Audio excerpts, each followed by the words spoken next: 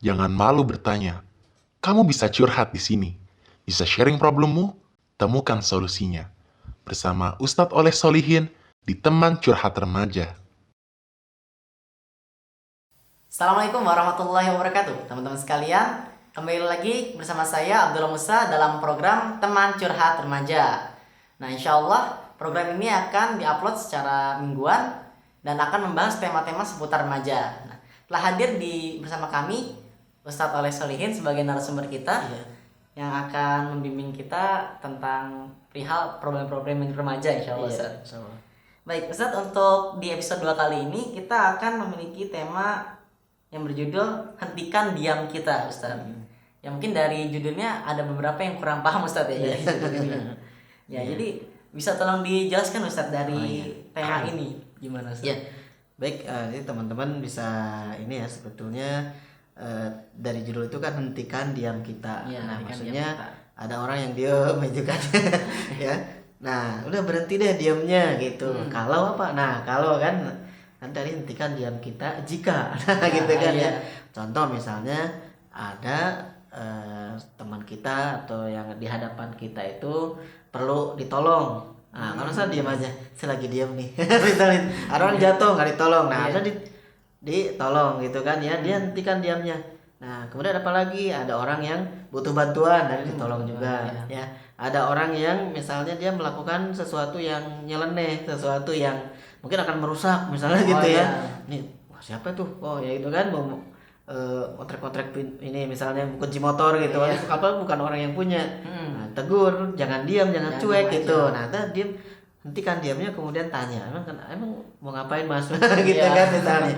Nah, jadi di sini kita ingin ngobrolin bahwa kita tuh jangan diam saja gitu cuek, kan ya, atau ya cuek nggak peduli gitu kan ya. Nah, tapi kita harus peduli dalam hal tadi, misalnya ada orang yang butuh bantuan, ada orang yang harus kita bantu, misalnya ada orang yang memang dia berbuat salah ya kita ingatkan gitu kan ya, atau ada yang dizolimi kita bantu gitu kan ya. Nah, itu ke arah sana sebetulnya pembahasan kita.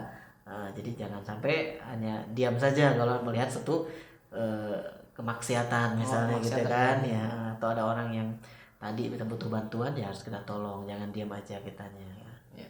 Iya gitu. Oh iya, Ustaz. Ini misalnya ada pepatah nih ya, diam itu emas. Berarti untuk konteks ini tidak berlaku gitu, Ustaz? Oh iya, jadi dalam hal ini memang betul ada pepatah ya, diam itu emas. Nah, diam itu emas kalau kita ada juga memang ya hadisnya gitu kan, yang falyakul khairon au liyasmut ya, katakanlah kebaikan ya, ini Islam, atau diam. Lebih baik diam. Kalau nggak ada yang mau disampaikan apa gitu kan, daripada berbuat salah. Nah, di sini diam itu emas bisa jadi gitu kan ya, karena dia nggak ini. Tapi kalau dalam konteks yang lain, nah misalnya dalam hadis, di hadis Arba'in ya, di situ ada apa yang disampaikan oleh Imam Nawawi kan, yang dari Abu Sa'id Al-Khudri itu ya. An Abi Sa'id Al-Khudri radhiyallahu anhu qala sami'tu Rasulullah sallallahu alaihi wasallam yaqul, ya, Rasul menyampaikan bersabda, man ra'a minkum munkaran falyughayyirhu biyadihi fa illam yastati fa bilisanihi fa illam yastati fa biqalbihi wa dzalika adaful iman ya. Jadi dari Abu Sa'id Al-Khudri radhiyallahu an, aku mendengar sami itu ya, bahwa Rasulullah bersabda tadi, man ra'a minkum munkaran, barang siapa yang melihat suatu kemungkaran ya, barang siapa di antara kalian yang melihat suatu kemungkaran, falyughayyirhu biyadihi, maka ubahlah ya kemungkaran tersebut dengan tangannya, cegah gitu ya. Nah, kalau tidak mampu fa illam yastati fa bilisani, dengan lisan yang ngingetin ya, jangan dong misalnya gitu kan ya, dengan bahasa seperti itu. Tapi nggak mampu juga gitu kan, setiap orang beda-beda ya. Ya fa illam yastati fa biqalbi ya, kalau tidak mampu juga dengan lisan, maka dia menolak tapi dalam hati ya. Nah, itulah selama-lamanya iman. Ini hadis riwayat Imam Muslim. Jadi ini menunjukkan jangan sampai kita ketika ada kemungkaran diam. Harus diam pun tadi ke dalam hati itu menolak, tapi dia ini pindah misalnya. Kan kalau ini ada orang yang menzolimi orang lain, kita cegah gitu kan ya. Atau ada yang jualan miras, nah kita cegah gitu ya, nasihatin dulu mungkin ya, cegah langsung. Tapi di sini ini dulu ya, langsung yang terberat dulu memang falyughayyir hu biyadi ya, dengan tangannya. Tindakan Nah, langsung tindakan itu sebetulnya ya. Kalau tidak mampu baru lisan gitu ya. Nah nanti baru kalau lisan juga nggak mampu, aduh saya nggak enak gitu ya. Nah, akhirnya dia ini apa namanya dalam lisan hati. Nah itu yang menolak. Tapi misalnya dia nggak setuju, ada orang yang sedang nongkrong ya, tiba-tiba lagi di pos ronda, tiba-tiba datang orang lain bawa minuman keras. Nah kita bukan berarti duduk di situ diam, kan saya nggak ikutan pak. Saya nggak ikutan mas. Nah ingat pindah, dia menolak gitu.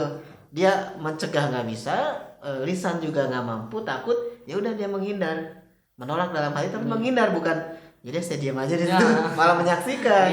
Itu malah harus berhenti diamnya kan, harus bergerak. Nah itu penjelasannya ya. Jadi memang ketika ada kemaksiatan harus dihentikan, maksudnya dicegah gitu, jangan sampai Oh iya Ustaz, ini jadi terkait remaja. Jadi nggak semua remaja tuh punya kemampuan untuk mencegah Ustaz, ya, kemungkaran yang ada di hadapannya. Itu mengapa Ustaz kira-kira? Oh iya, jadi memang itu karakter tiap orang kan beda-beda.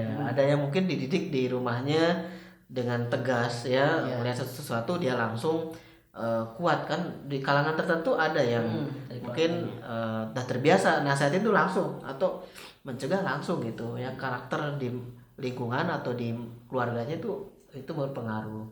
Tapi ada juga mungkin yang di lingkungan keluarganya moderat lah misalnya gitu kan ya, artinya lebih mengedepankan Pak Ewu Pak Kewu istilahnya gitu, segen dan sebagainya.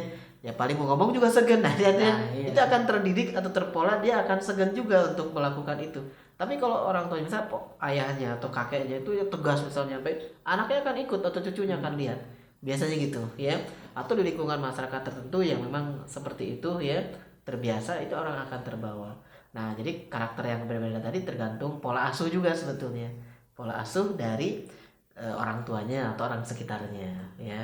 Coba aja beda kan antara orang yang misalnya seringnya lemah lembut, nah ya ke bawah juga lemah lembut. Kalau yang sering berkata kasar, ke bawah juga berkata kasar dia.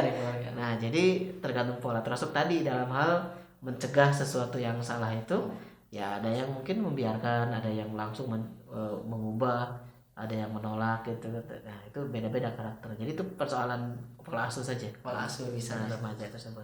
Jadi pertanyaan pertama Ustaz dari @ajis ATN. Di umur segini hidup udah kerasa capek banget. Nah, gitu. Ini umurnya berapa ya deh? Curhat remaja banget saat ini ya. Iya. Ya kalau usia remaja misalnya gitu ya udah capek, ini perlu dipertanyakan. Nah, sebenarnya hidupnya ngapain aja kan selama ini? Ya, capek itu karena apa? Kan orang bisa karena dia banyak pikiran kan, beban ya. Memang kalau di dunia ya itu ujian ya sebetulnya. Capek. Pasti capek lah. Kita kan mau sholat juga kalau ngukur capek ibadah kan harus ke masjid laki-laki gitu kan. Kalau dibilang capek gitu kan, hawa nafsu kita kan pengennya di rumah aja deh.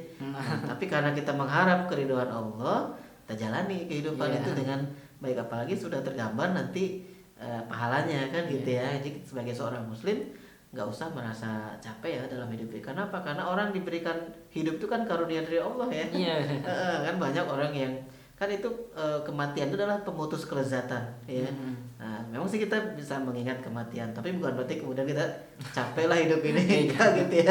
Nah, jadi di refresh lagi deh tujuan hidupnya apa ya. Tujuannya adalah untuk menggapai keridhaan Allah. Maka dia ibadah kan, ada dalam Al-Qur'an juga dijelaskan ya yang bahwa wa ma khalaqtul jinna wal insa illa liya'budun ya, dan tidaklah aku ciptakan jin dan manusia kecuali untuk beribadah kepadaku. Nah, kalau kemudian kita capek dalam beribadah, nah berarti kan gimana gitu ya. Nah, ini persoalannya nggak disebutin ya, hidup merasa capeknya karena apa gitu ya. Nah, apa karena dia banyak tugas misalnya gitu ya. Ya nggak apa-apa, itu sabar, ini ujian ya. Nah, jadi harus positive thinking deh gitu kan, positive thinking. Jadi ya udah nggak usah merasa capek. Kalau kita jalani dengan nikmat, dengan mengharap keridhaan Allah, insya Allah akan terasa ringan ya. Insya Allah. Nah, cuman ya, gitu. Baik Ustaz, ini ada pertanyaan kedua nih berhubung dengan tema yang hentikan diam kita. Dari @mhmmdkis. Apa yang bisa dilakukan agar berani untuk nahi mungkar Ustaz? Orang kan kalau dalam ilmu pendidikan ya itu ada yang namanya dalam pedagogi ya, itu ada tiga hal. Yang pertama itu ada aspek kognitif, tadinya tidak tahu menjadi tahu ketika belajar.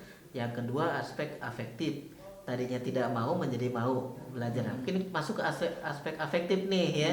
Tadinya takut jadi berani. Nah gimana? Berarti belajar dulu ya. Nah, ada pahalanya ketika amar ma'ruf nahi mungkar misalnya kan gitu ya. Kalau amar ma'ruf mungkin orang banyak yang mau ya, karena kan cuma ngajak baik aja sholat. Itu risikonya sedikit lah gitu ya. Menolak juga nggak akan sampai mukulin gitu. Tapi kalau nahi mungkar, nah itu risikonya bisa dipukulin gitu kan ya. Bisa mencegah, jangan judi dong, dibubarin misalnya gitu. Nah itu bisa dipukulin. Nah gimana menemukan keberanian? Nah keberanian itu kita niatnya tentu karena Allah Subhanahu Wa Taala ya.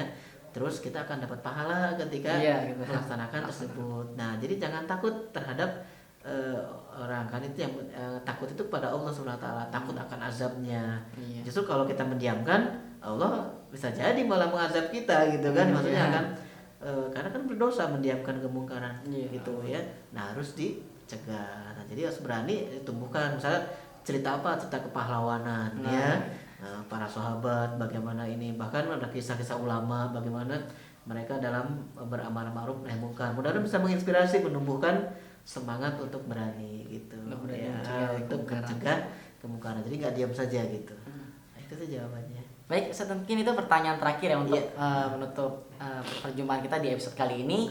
Baik, bila ada teman-teman pemirsa yang ingin bertanya bisa menuliskan di kolom komentar video ini, atau bisa juga mengirimi pertanyaan lewat akun sosmed di @pesantrenmedia.com di @pesantrenmedia gitu.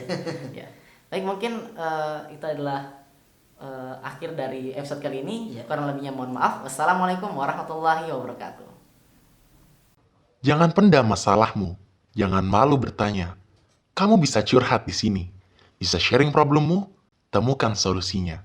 Bersama Ustadz Oleh Solihin di Teman Curhat Remaja.